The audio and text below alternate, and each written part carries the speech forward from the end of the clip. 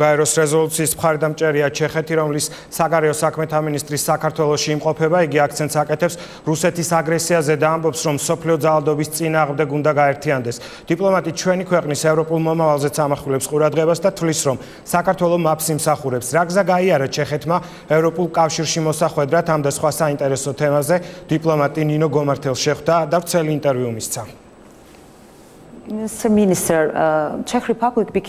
ბატონო მინისტრო, ჩეხეთი ევროკავშირის წევრი 10 წლის წინ გახდა. თქვენ დიდი ხნით ადრე გაიარეთ ის გზა, რასაც საქართველო ახლა გადის. რა რეკომენდაციებს და რჩევებს მისცემთ ჩვენს ქვეყანას, როგორ უნდა დავაჩქაროთ ევროკავშირში გაწევრიანების პროცესი?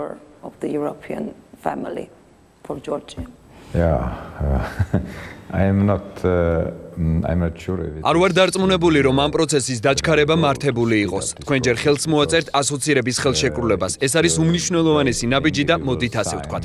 ეს არის დასაწყისი გაწევრიანების მთელი პროცესის. ხელმოწერას მოყვება იმპლემენტაციის პროცესი და ბევრი რამ იქნება გასაკეთებელი. მაგალითად, სასამართლო სისტემაში, ეკონომიკაში, ანუ თქვენი ცხოვრების არაერთ სფეროში. ძალიან მნიშვნელოვანია თუ როგორ შეძლებთ თავი გაართვათ ამ პროცესს. მთავარი აქ არის ხარისხი. თავისუფალი ვაჭრობის შესახებ შეთანხმება თქვენთვის გახსნის ახალ ბაზარს ევროპაში, მაგრამ მეორეს მხრივ ეს თავისთავად მოითხოვს რეფორმებს. სოციალური სფერო უნდა იყოს მზად. საქმე არის არა მხოლოდ გაწევრიანების პროცესის დაჩქარებაში, არამედ იმაში თუ როგორ შეძლებთ თავი გაართვათ ხარისხის ამაღლების პროცესს. ჩეხეთი მზად არის ყველაფერ ამაში დახმარება გაგიწიოთ. მე მსურს დაგარწმუნოთ, რომ საქართველოს მომავალს ვხედავთ ევროპულ ოჯახში. The way forward of whole Georgia. Yes, that was my question, the benefits that would Georgia get after signing. საქართველოში ჯერ კიდევ რჩებიან ადამიანები, რომლებიც სკეპტიკურად უყურებენ ევროპული ოჯახის წევრობას. საკუთარი ქვეყნის მაგალითით განგვიმარტეთ, რა სარგებელს მოუტანს საქართველოს ევროკავშირთან ასოცირების ხელშეკრულების გაფორმება. What will be the main benefit for Georgia?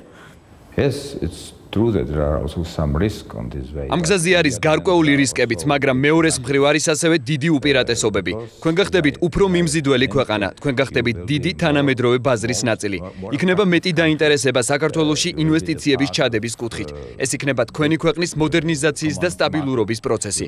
ამიტომაც ასოცირების ხელშეკრულების ხელმოწერა მნიშვნელოვანია, არა მხოლოდ საბოლოოდ გაწევრიანების კუთხით, არამედ იმ გზითაც თუ როგორ მიიწევთ წინ. ევროპა გაძლევთ შანსს გააკეთოთ არჩევანი და შექმნათ ძლიერი ეკონომიკა. It maybe it is right answer on current situation. The EU association agreement signing date is რაც უფრო ახლოვდება ასოცირების ხელშეკრულების ხელმოწერის თარიღი, მით უფრო აქტიურდება საუბრები საფრთხეებზე, რომელიც შეიძლება მოდიოდეს რუსეთის მხრიდან.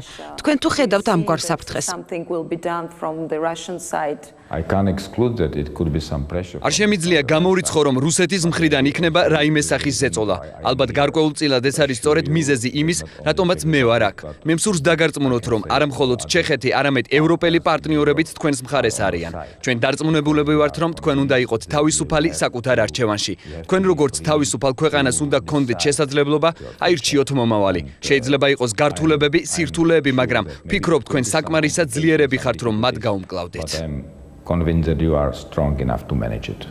As far as I remember, you were in 2008. 2008 წელს თქვენ ცხინვალში იმყოფებოდით, მაშინ როგორც ჩეხეთის პარლამენტის წევრი.